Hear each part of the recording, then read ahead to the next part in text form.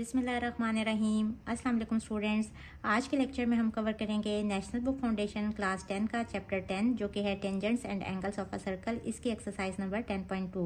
Lecture start करने से पहले मेरे चैनल को लाइक, सब्सक्राइब और शेयर ज़रूर कर दें। एक्सरसाइज नंबर 10.2 से पहले कुछ थ्योरम्स हैं, ये करने से पहले हम रिकैप कर लेते हैं कि एक्सरसाइज नंबर 10.1 में हमने कौन कौन से थ्योरम्स किए।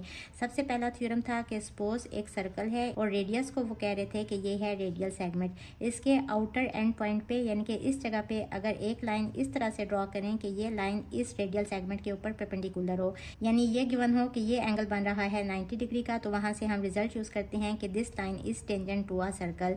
इसका नेक्स्ट थ्योरम इस थ्योरम का कन्वर्स था कि सपोज एक सर्कल है और इसका सेंटर है ये वाला पॉइंट O और इस सर्कल के ऊपर एक टेंजेंट लाइन ड्रॉ हुई हुई है। इस टेंजेंट लाइन के पॉइंट ऑफ कॉन्टैक्ट पे, यानी वो वाला पॉइंट जिस पे ये लाइन इस सर्कल को टच कर रही है, इसको कहते हैं पॉइंट ऑफ कॉन्टैक्ट। इस पॉइंट से अगर रेडियल सेगमेंट ड्रॉ करें तो ये रेडियल सेगमेंट और ये टेंजेंट लाइन एक दूसरे के ऊपर परपेंडिकुलर होंगे, मींस के ये एंगल इक्वल होगा 90 डिग्री के। इसका जो थर्ड थ्योरम था वो क्या था कि सपोज एक सर्कल है, इसका सेंटर ये वाला पॉइंट है O और इस सर्कल के बाहर कोई भी पॉइंट है, सपोज इस जगह पे, इधर इधर, आपकी मर्जी है कहीं भी ले लें। सपोज ये वाला पॉइंट है, इसको कह लें A। अगर इस पॉइंट से दो टेंजेंट्स ड्रॉ करें इस सर्कल के ऊपर, एक ही सर्कल के ऊपर दो टेंजेंट्स ड्रॉ करने हैं इस तरह से, तो ये जो इनका पॉइंट ऑफ कांटेक्ट होगा ना, यहाँ से यहाँ तक का डिस्टेंस, अगर ये वाला पॉइंट B है, ये C है, तो AB डिस्टेंस ये इक्वल होगा AC डिस्टेंस से। इसके बाद इसी थ्योरम का हमने एक और रिजल्ट यूज़ किया कि अगर इस सर्कल के सेंटर से इस तरह से एक लाइन ड्रॉ करते हैं तो ये लाइन जो है ये इस एंगल को बाइसेक्ट करेगी, मीन्स के 2 इक्वल पार्ट्स में डिवाइड करेगी। अगर ये एंगल गिवन है 60 डिग्री तो वहाँ से हम इजीली कह सकते हैं कि ये एंगल भी 30 डिग्री होगा और ये एंगल भी 30 डिग्री होगा। इसके नेक्स्ट थ्योरम में क्या था कि दो सर्कल्स हैं जो एक दूसरे को अगर एक्सटर्नली टच करके गुजर रहे हैं तो इनके सेंटर्स के बीच में अगर डिस्टेंस हमने फाइंड करना हो, सपोज ये इस सर्कल का सेंटर है, इसको O कह लें, इस सेंटर को कह लें ये है A, तो OA डिस्टेंस किसके इक्वल होगा, दोनों के रेडियस के सम के इक्वल होगा। सपोज ये रेडियस R1 है, ये R2 है, तो इनके रेडियस का सम इक्वल होगा R1 प्लस R2 के। वैसे भी देखने से पता चल रहा है कि अगर इस रेडियस को और इस रेडियस को ऐड करें तो ये OA डिस्टेंस आ जाएगा। इसी तरह से नेक्स्ट थ्योरम क्या था कि अगर दो सर्कल्स एक दूसरे को इंटरनली टच कर रहे हैं, एक सर्कल ये है, इसका सेंटर ये वाला पॉइंट कह लें कि ये है O और एक सर्कल इसके अंदर ही इस तरह से ड्रॉ हुआ है, इसका सेंटर सपोज ये वाला पॉइंट है, इसको कह लें A, तो देखें सेंटर के बीच वाला डिस्टेंस यानी कि ये डिस्टेंस OA ये किसके इक्वल होगा, अगर इसका रेडियस R1 है, इसका R2 है, तो इनके डिफरेंस के इक्वल होगा। नेक्स्ट थ्योरम है ऑल्टरनेट सेगमेंट थ्योरम जो कि है थ्योरम नंबर 10.6। वो आपके सिलेबस का हिस्सा नहीं है, लेकिन चूंकि वो काफ़ी क्वेश्चंस में यूज़ हुआ है तो उसका कॉन्सेप्ट आप क्वेश्चंस में यूज़ कर सकते हैं। वो क्या है कि अगर एक सर्कल है, इसके ऊपर एक टेंजेंट लाइन है, तो इस टेंजेंट लाइन का जो पॉइंट ऑफ कॉन्टैक्ट है, इसके ऊपर अगर कोई कॉर्ड ड्रॉ हुई है तो ये वाला एंगल किसके इक्वल होगा। अब इसका अल्टरनेट सेगमेंट कौन से है, ये वाला पोर्शन। सेगमेंट बेसिकली क्या होता है, एक कॉर्ड और एक आर्क के बीच वाला पोर्शन, ये वाला पोर्शन। इसके बीच में ये कॉर्ड जो एंगल सबटेंड करेगी, इधर भी बना सकती है, इधर भी, इधर भी। एंगल किस तरह से बनाएगी कि इसके एंड पॉइंट्स इस सर्कल के इस बाउंड्री के ऊपर जो एंगल सबटेंड करेंगे, यानी ये वाला एंगल। अगर ये एंगल इक्वल हो सपोज 75 डिग्री के और वो कहें कि ये वाला एंगल कितना होगा, तो यूजिंग अल्टरनेट सेगमेंट थ्योरम ये एंगल भी इक्वल होगा 75 डिग्री के। अब आते हैं एक्सरसाइज नंबर 10.2 के थ्योरम नंबर 10.7 पे। The measure of central angle of minor arc of a circle is double that of the angle subtended by the corresponding major arc. अब इसको पढ़ के तो आपकी समझ में नहीं आ रहा होगा, लेकिन इसकी पिक्चर ड्रॉ करके ना मैं आपको बताती हूँ कि स्टेटमेंट क्या लिखी हुई है। ये सर्कल है और इसका ये सेंटर है O। The measure of central angle of minor arc, कोई भी minor arc of a circle लें, कोई भी आर्क जो कि एक छोटी आर्क हो। सपोज ये पॉइंट है A, ये पॉइंट है B। अब इसका सेंट्रल एंगल कौन सा होता है, जो सेंटर के ऊपर होता है, यानी ये वाला एंगल। इस एंगल की बात हो रही है। ये किसके इक्वल होगा, इक्वल नहीं होगा, ये डबल होगा that of the angle subtended by the corresponding major arc. यही वाली आर्क जो एंगल सबटेंड कर रही है ना इस तरह से, यानी इसकी बाउंड्री के ऊपर। बेसिकली ये क्या है, ये इंस्क्राइब्ड एंगल है। तो ये वाला एंगल छोटा होगा, ये वाला एंगल डबल होगा। अगर सपोज ये वाला एंगल है θ1, ये है θ2, तो θ1 किसके इक्वल होगा, 2 इंटू θ2 के इक्वल होगा। और अगर आपने θ2 कैलकुलेट करना है तो वो किसके इक्वल होगा, 1/2 इंटू θ1, यानी इस एंगल के हाफ के इक्वल होगा। अगर सपोज ये वाला एंगल 60 डिग्री गिवन है और आपको वो क्वेश्चन में कहें कि ये वाला एंगल फाइंड करें, तो आप सिंपल क्या करेंगे कि इस एंगल को डिवाइडेड बाय 2 करेंगे, तो ये वाला एंगल आ जाएगा equals to 30 degree. Next theorem है any two angles in the same segment are equal. Segment basically क्या होता है, एक कॉर्ड, अब सपोज ये एक कॉर्ड है और ये आर्क है, ये मेजर सेगमेंट है और ये वाला पोर्शन माइनर सेगमेंट है। Any two angles in the same segment. अब अगर इस सेगमेंट की बात कर रहे हैं तो ये कॉर्ड कोई भी एंगल्स जो बना रही है ना, सपोज ये एंगल बना रही है या ये वाला एंगल भी बन रहा है या ये वाला एंगल भी है, कोई भी एंगल इस सर्कल की बाउंड्री के ऊपर, ये सब एंगल्स ना इक्वल होंगे। लेकिन यहाँ शर्त क्या है कि ये सारे एंगल्स ना एक ही सेगमेंट में होने चाहिए, इस सेगमेंट में नहीं हो सकता। तो θ1 इक्वल होगा θ2 के और ये इक्वल होगा θ3 के। अगर तो इस सेगमेंट की बात करें तो अगर ये एंगल है या ये वाला एंगल है तो ये दोनों एंगल्स भी इक्वल होंगे। सपोज ये वाला एंगल अल्फा है, इसको बीटा कह लें, तो अल्फा इक्वल होगा बीटा के और θ1 इक्वल होगा θ2 के, which is equals to θ3। Next ये 3 थ्योरम्स हैं। बुक में इनकी स्टेटमेंट अलग अलग लिखी हुई है, लेकिन चूंकि आपके SLO में ये एक ही स्टेटमेंट लिखी हुई थी तो मैंने भी इसको उसी तरह से लिख दिया। बहरहाल थ्योरम नंबर 10.9 यहाँ से यहाँ तक है। The angle in a semi circle is a right angle. ये कंसेप्ट तो हम पहले भी यूज कर चुके हैं। अब एक सेमी सर्कल कौन सा होता है, जो बेसिकली एक सर्कल को 2 इक्वल पार्ट्स में डिवाइड करता है। तो बेसिकली ये जो कॉर्ड है ना, AB कॉर्ड, ये डायमीटर है जो इस सर्कल को 2 इक्वल पार्ट्स में डिवाइड कर रही है। तो ये कॉर्ड जो एंगल सबटेंड करेगी ना इस तरह से, ये वाला एंगल ये इक्वल होगा 90 डिग्री के, यानी कि ये राइट एंगल होगा। अब नेक्स्ट थ्योरम है theorem number 10.10। The angle in a segment greater than semi circle. एक ऐसा सेगमेंट जो कि ग्रेटर हो सेमी सर्कल से। और सेगमेंट बेसिकली क्या होता है, एक आर्क और एक कॉर्ड के बीच वाला पोर्शन। तो ऐसा पोर्शन हमने लेने हैं जो सेमी सर्कल से बड़ा हो। देखें सेंटर यहाँ है ना और ये कॉर्ड यहाँ है, तो ये वाला पोर्शन सेमी सर्कल से बड़ा है। इसके अंदर ये कॉर्ड जो एंगल बना रही है ना, ये वाला angle is less than a right angle. तो ये वाला एंगल ACB लेस होगा 90 डिग्री के, यानी कि ये एक्यूट एंगल होगा। इसी तरह से नेक्स्ट थ्योरम क्या है, इन अ सेगमेंट है, इससे पहले आप लिखेंगे दी angle in a segment less than semi circle. अब ऐसा सेगमेंट लेने हैं जो लेस हो, छोटा हो सेमी सर्कल से। ये वाला भी सेगमेंट ले सकते हैं। इसके अंदर जो एक एंगल बनेगा ना, सपोज ये वाला पॉइंट है D, तो ये वाला जो एंगल ADB होगा is greater than a right angle. तो ये ग्रेटर होगा 90 डिग्री के, यानी कि ये ऑब्ट्यूज एंगल होगा। तीनों कंसेप्ट्स आपने याद रख लेने हैं कि अगर एक डायमीटर कोई एंगल सबटेंड कर रही है तो वो एंगल इक्वल होगा 90 डिग्री के। इस पोर्शन में भी हो सकते हैं इस तरह से। तो ये एंगल भी, अगर ये वाला पॉइंट D है तो ADB, ये वाला एंगल भी इक्वल होगा 90 डिग्री के। अगर एक पोर्शन है, एक सेगमेंट है जो सेमी सर्कल से बड़ा सेगमेंट है, उसके अंदर जो कॉर्ड एंगल सबटेंड करेगी वो लेस होगा 90 डिग्री के, यानी कि ये वाला एंगल लेस देन 90 डिग्री होगा। और इससे नेक्स्ट पार्ट आपने पढ़ा कि अगर एक सेगमेंट जो है वो सेमी सर्कल से छोटा सेगमेंट है, उसके अंदर जो कॉर्ड एंगल सबटेंड करती है ये ग्रेटर देन होगा 90 डिग्री के। Next theorem is the opposite angles of any quadrilateral inscribed in a circle are supplementary. पहले तो आप ये पढ़ चुके हैं ना कि अगर कोई भी एक क्वाड्रिलेटरल है तो उसके जो अपोजिट एंगल्स हैं ना ये सप्लीमेंट्री होते हैं, यानी angle A plus angle C equal होगा 180 डिग्री के। ये आप कंसेप्ट यूज कर चुके हैं। और इस तरह angle B plus angle D, इनका सम भी इक्वल होगा 180 डिग्री के। लेकिन यहाँ क्या बात हुई है कि अगर एक क्वाड्रिलेटरल इंस्क्राइब्ड है एक सर्कल के अंदर, एक सर्कल के अंदर बनी हुई है इस तरह से कि इसके वर्टिसेस जो है ना वो इस सर्कल की बाउंड्री के ऊपर हैं, तो ऐसी क्वाड्रिलेटरल को हम साइक्लिक क्वाड्रिलेटरल भी कहते हैं, जिसके वर्टिसेस इस सर्कल की बाउंड्री के ऊपर हों। तो इस केस में भी जो ऑपोजिट एंगल्स हैं ना ये सप्लीमेंट्री होंगे, यानी कि इस एंगल का प्लस इस एंगल का सम इक्वल होगा 180 डिग्री के। इसी तरह इस एंगल और इस एंगल का सम भी इक्वल होगा 180 डिग्री के। अब चलते हैं एक्सरसाइज नंबर 10.2 की तरफ। एक्सरसाइज 10.2 का क्वेश्चन नंबर 1 है, in the adjoining figure angle P equals to 30 degree. ये वाला एंगल गिवन है 30 degree. Find values of angle Q, हमने इस एंगल की वैल्यू फाइंड करनी है, एंड एंगल ROS एक हमने ये वाला एंगल फाइंड करना है। अब देखें RS एक आर्क है और ये आर्क यहाँ जो सेंटर के ऊपर बना रही है ना एंगल, ये वाला, ये बेसिकली सेंट्रल एंगल है। तो angle ROS is central angle and angle RPS, ये भी तो एंगल बन रहा है RS कॉर्ड से। इस एंगल को क्या कहेंगे, ये इंस्क्राइब्ड एंगल है, is inscribed angle subtended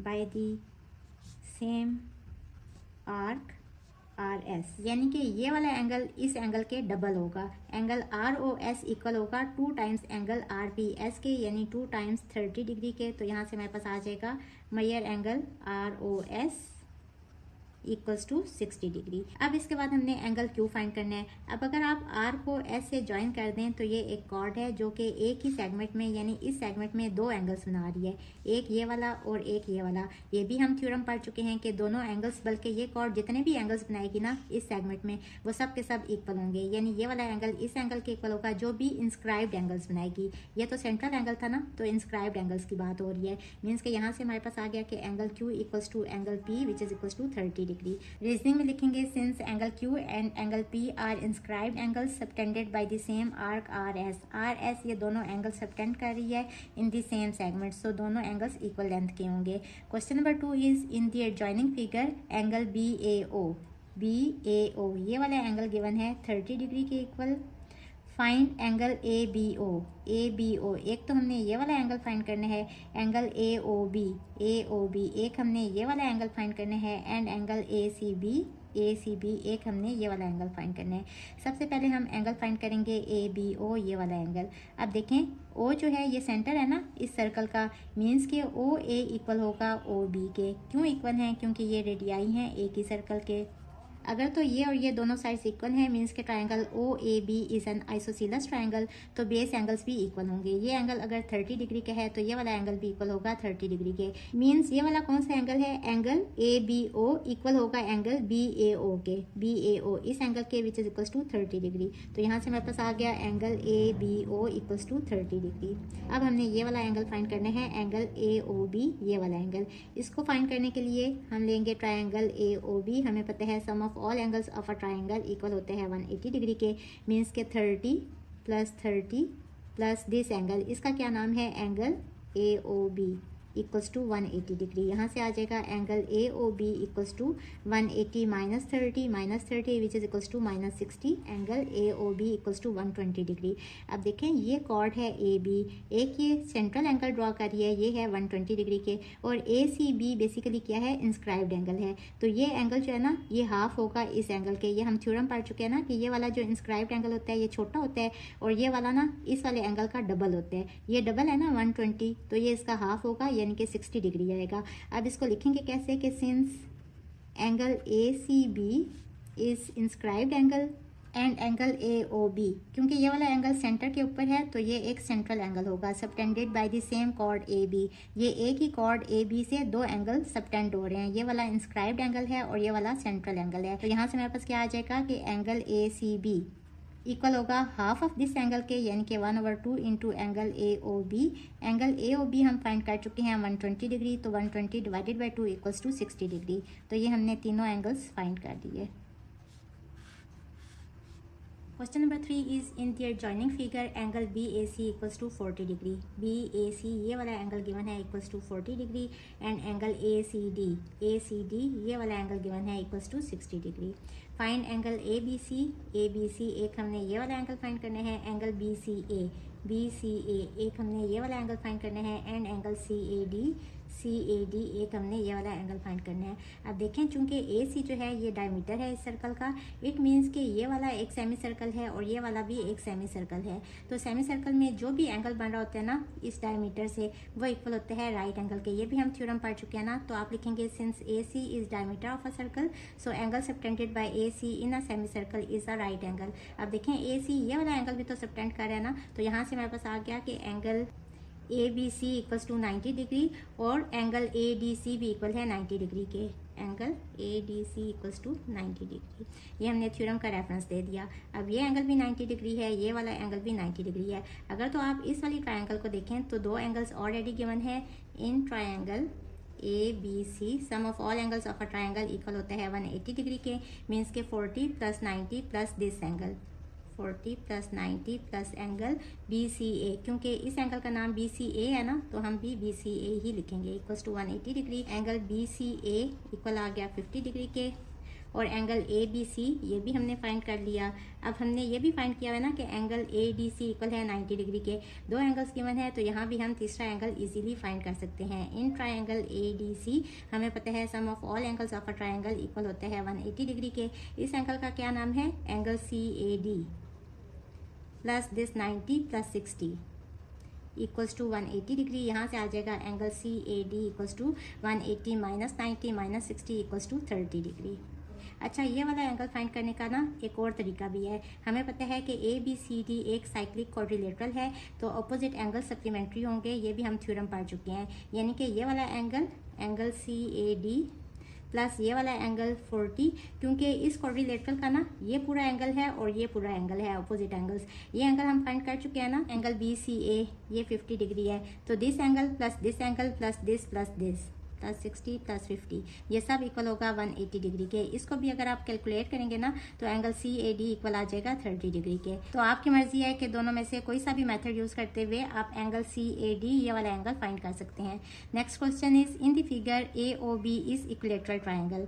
AOB एक इक्विलेटरल ट्राइंगल है, यानी कि इसके सारे एंगल्स ना इक्वल लेंथ के हैं। हमें पता है sum of all angles of a triangle equal होते हैं 180 डिग्री के। अगर ये भी x है, ये भी x है, ये भी x है, तो x प्लस x इक्वल होगा 180 डिग्री के। और इन तीनों को हमने x क्यों कहा? क्योंकि ये इक्विलेटरल ट्राइंगल है, तो सारे एंगल्स इसके इक्वल हैं, तो तीनों को एक ही नाम देना है। वहां से आ जाएगा 3x इक्वल्स टू 180, तो x की वैल्यू आ जाएगी equals to 180 divided by 3 which is equals to 60 degree. Find measure of angle O, हमने ये वाला एंगल फाइंड करना है, एंड एंगल C, और हमने ये वाला एंगल भी फाइंड करना है। अब ये वाला एंगल फाइंड करने का तरीका तो मैं बता चुकी हूँ आपको।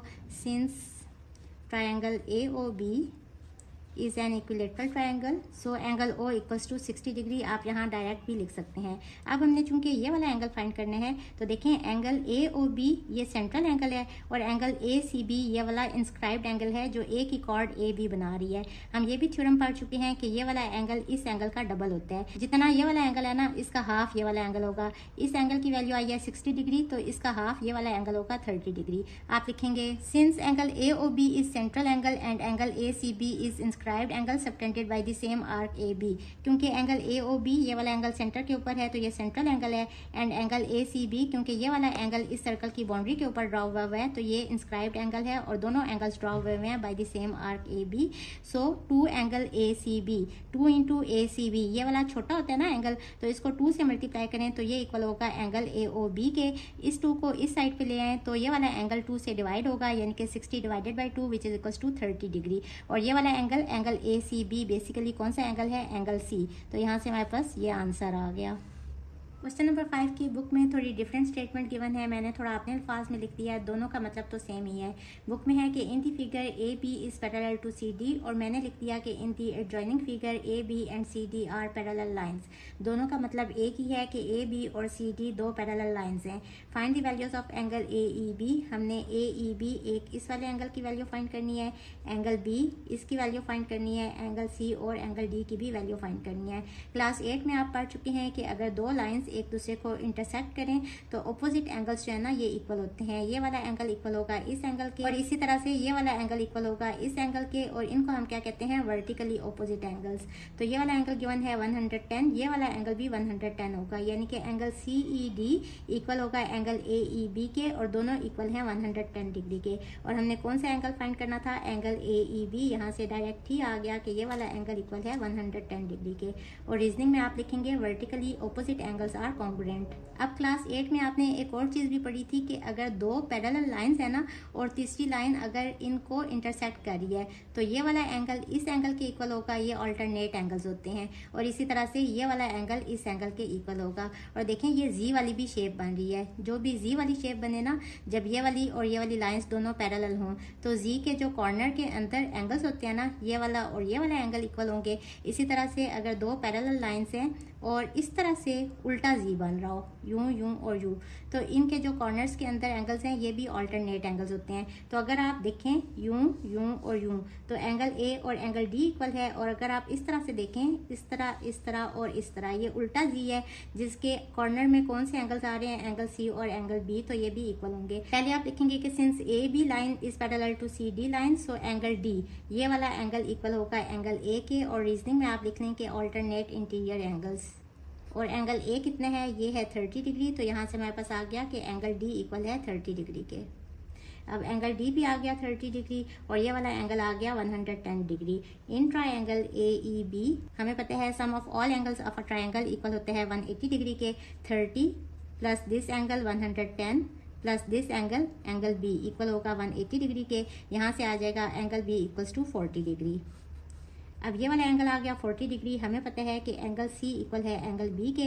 एंगल बी की वैल्यू आ गई 40 डिग्री, तो यहाँ से एंगल सी की वैल्यू भी आ जाएगी 40 डिग्री। और यहाँ भी रीजनिंग में आप वही लिखेंगे कि since these are alternate interior angles, यही सब एंगल्स हमने फाइंड करने थे ना। एंगल ए ई बी, इसकी वैल्यू आ गई 110 ये वाली।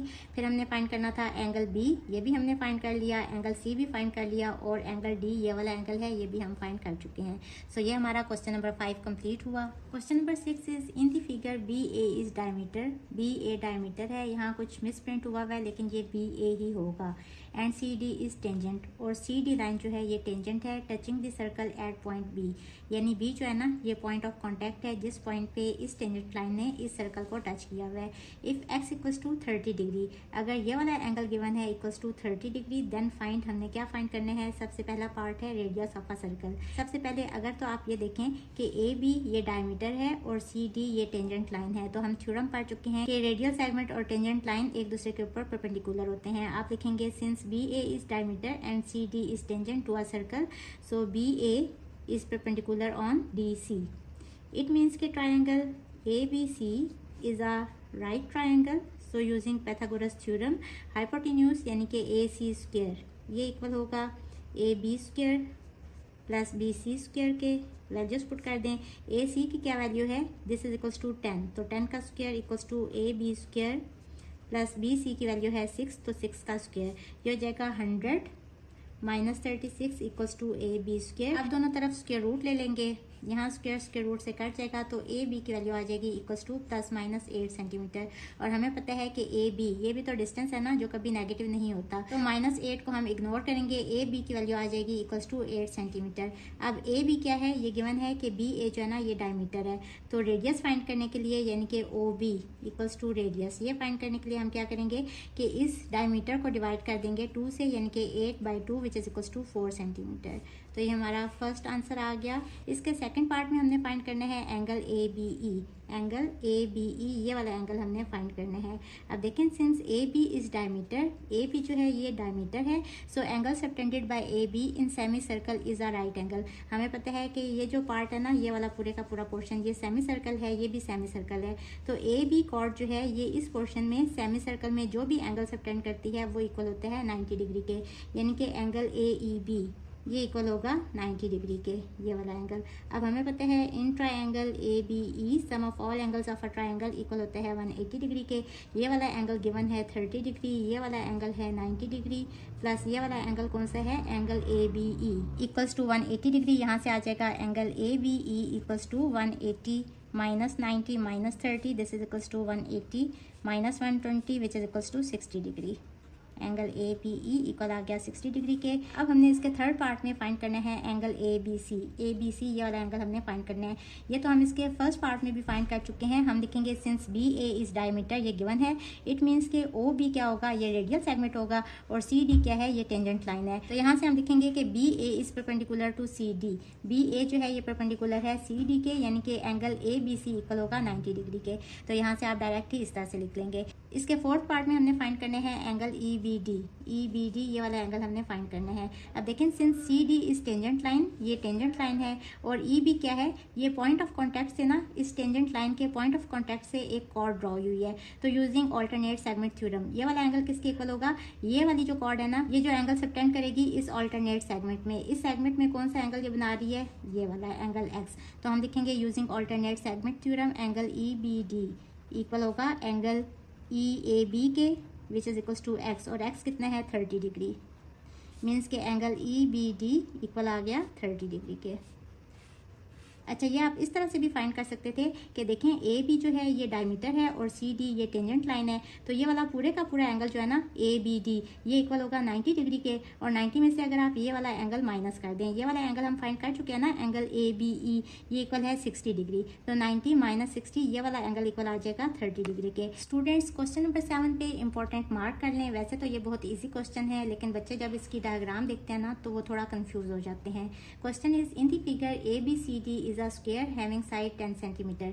गिवन है कि ABCD स्क्वायर है जिसकी साइड की लेंथ है 10 सेंटीमीटर, और चूंकि स्क्वायर की सारी साइड्स इक्वल लेंथ की होती हैं तो यहाँ से हम कह सकते हैं कि AB लेंथ भी 10 सेंटीमीटर है, BC यहाँ से यहाँ तक ये पूरे का पूरा डिस्टेंस भी 10 सेंटीमीटर के इक्वल होगा। इसी तरह CD लेंथ भी 10 सेंटीमीटर है और DA लेंथ भी इक्वल होगी 10 सेंटीमीटर के। Triangle BOP is enlarged as triangle BCQ। Triangle BOP को अगर बड़ा किया जाए ना तो ट्राइंगल बन रही है BCQ, मीन्स के ये दोनों ट्राइंगल्स ना सिमिलर होंगी, और क्लास 8 में आप पढ़ चुके हैं कि सिमिलर ट्राइंगल्स की करस्पॉन्डिंग साइड्स की रेशो इक्वल होती है और उनके करस्पॉन्डिंग एंगल्स इक्वल होते हैं। एंगल Q इक्वल होगा एंगल P के, एंगल C इक्वल होगा एंगल O के, और एंगल QBC ये वाला एंगल इक्वल होगा एंगल PBO इस वाले एंगल के। एंगल B तो दोनों में कॉमन है ना, तो दोनों इक्वल होगा। इसी तरह करस्पॉन्डिंग साइड की रेशो इक्वल होगी। अगर आप QC को डिवाइड करेंगे OP पे, या अगर आप BC को डिवाइड करेंगे OB पे, या अगर आप QB को डिवाइड करेंगे PB पे, तो इन सब की रेशो सेम आएगी। अब इसके फर्स्ट पार्ट में हमने क्या फाइंड करना है, scale factor of enlargement if OP equals to 2 centimetre. हमने बताना है कि क्या स्केल फैक्टर आ रहा है, यानी क्या रेशो आएगी अगर करस्पॉन्डिंग साइड्स को डिवाइड किया जाए, और गिवन है कि OP इक्वल है 2 सेंटीमीटर के। अब इसकी करस्पॉन्डिंग साइड ये वाली है जो कि गिवन ही नहीं है, तो हम क्या करेंगे कि हमें पता है BC ये लेंथ है ना इस स्क्वायर की, तो हम लिखेंगे since BC is side of a square so BC equals to 10 centimetre, और यहाँ से हम रेडियस भी इजीली फाइंड कर सकते हैं। OB equals to 10 divided by 2 which is equals to 5 centimetre. अब इस बड़ी वाली ट्राइंगल की साइड कौन सी है, BC। इसको अगर हम डिवाइड करें, इस छोटे वाली ट्राइंगल की साइड कौन सी है, करस्पॉन्डिंग साइड OB, इस पे डिवाइड करें तो हमारे पास स्केल फैक्टर आ जाएगा। बड़े वाली साइड BC है 10 और छोटे वाली की साइड OB कितनी आई है 5, तो 10 divided by 5 this is equals to 2 centimetre. Next part में हमने फाइंड करना है CQ ये वाली लेंथ। हमें पता है कि triangle BOP is similar to triangle BCQ, तो इनकी करस्पॉन्डिंग साइड्स की रेशो इक्वल होगी। CQ की करस्पॉन्डिंग साइड कौन सी है, OP, BC की करस्पॉन्डिंग साइड कौन सी है, OB। अब यहाँ वैल्यूज पुट कर दें। CQ हमने फाइंड करना है, OP गिवन है इसके फर्स्ट पार्ट में 2 सेंटीमीटर, BC चूंकि स्क्वायर की साइड है तो ये है 10, और OB हमने यहाँ से ही फाइंड किया, OB रेडियस है 10 divided by 2 which is equals to 5, 5 2 ज़ा 10, और क्रॉस मल्टीप्लाई करेंगे तो यहाँ से CQ इक्वल आ जाएगा 4 सेंटीमीटर। इसके बाद इसके थर्ड पार्ट में हमने फाइंड करना है एंगल BQC ये वाला एंगल हमने फाइंड करना है। अब देखें BC चूंकि डायमीटर है तो ये वाला जो पोर्शन है ना ये सेमी सर्कल है, और हमने थ्योरम पढ़ा कि since BC is diameter so angle subtended by BC chord is 90 degree. जो यहाँ एंगल बनेगा ना, देखें यूं और यूं, ये वाला एंगल बन रहा है विच इज एंगल BQC। तो यहाँ से हमारे पास डायरेक्ट ही आ गया कि ये एंगल इक्वल होगा 90 डिग्री के। आप ये स्टेटमेंट यहाँ ज़रूर लिखेंगे। अब हमने फाइंड करना है एंगल BPO ये वाला एंगल हमने फाइंड करना है। अब हमें पता है कि since triangle BCQ is similar to triangle BOP means के करस्पॉन्डिंग एंगल्स जो है ना वो इक्वल होंगे, तो एंगल Q और एंगल P इक्वल होगा। यहाँ से हमारे पास डायरेक्ट ही आ जाएगा कि एंगल BPO ये वाला angle this is equals to angle BQC, और एंगल BQC हम फाइंड कर चुके हैं इक्वल्स टू 90 डिग्री। और रीजनिंग में आप लिखेंगे कि corresponding angles of similar triangles are congruent. अब हमने फाइंड करना है AO ये वाली साइड हमने फाइंड करनी है। सिंस BC रेडियल सेगमेंट है और AR टेंजेंट लाइन है तो ये एक दूसरे के ऊपर परपेंडिकुलर होंगे यूजिंग थ्योरम, यानी ये एंगल होगा इक्वल टू 90 डिग्री। अब ट्राइंगल OBA एक राइट एंगल ट्राइंगल है। हमें पता है कि हाइपोटेन्यूज स्क्वायर इक्वल होता है base square plus perpendicular square के। OA square equals to AB square plus OB square. OB की वैल्यू है 5 सेंटीमीटर और AB की वैल्यू है 10 centimetre. OA square equals to 10 square plus 5 square this is equals to 100 plus 25 equals to 125। इसको हम लिख सकते हैं ना 25 इंटू 5 करके, यहाँ मैंने ओ ए लिखा हुआ है, लेकिन चूंकि क्वेश्चन में ए ओ है तो इसको ए ओ कह लें, ए ओ का square equals to A B square plus O B square. अब हमें तो ए ओ की वैल्यू चाहिए, तो दोनों तरफ स्क्वायर रूट ले लेंगे, यहाँ स्क्वायर रूट से कट जाएगा। ए ओ की वैल्यू आ जाएगी 5√5 और साथ में यूनिट आ जाएगी सेंटीमीटर की। आपकी मर्जी है, चाहे तो आप इस तरह से आंसर लिख दें या डेसिमल में भी लिख सकते हैं। अब हमें चाहिए ए आर की वैल्यू। हमें पता है कि देखें बी आर जो है ना ये इक्वल है, अगर यहाँ से यहाँ तक लाइन ड्रॉ करें इसके इक्वल है। और ये लाइन बेसिकली क्या है, ये इस सर्कल का रेडियस है। ये लाइन है 5 सेंटीमीटर, चूंकि हम रेडियस फाइंड कर चुके हैं ना 5 सेंटीमीटर, तो बी आर ये लेंथ भी इक्वल हो जाएगी 5 सेंटीमीटर के। अब हमें पता है कि ए आर ये किसके इक्वल है, A B plus B R के। यहाँ वैल्यूज पुट कर दें, ए बी है 10 और बी आर है 5, तो यहाँ से मेरे पास ए आर की वैल्यू आ गई equals to 15 centimetre. Hope students आपको आज के लेक्चर की समझ आ गई होगी। अगर आप मेरे चैनल पर नए हैं तो मेरी वीडियोस को लाइक, सब्सक्राइब और शेयर ज़रूर कीजिएगा। इसके साथ ही मुझे दें इजाज़त। अल्लाह हाफिज़।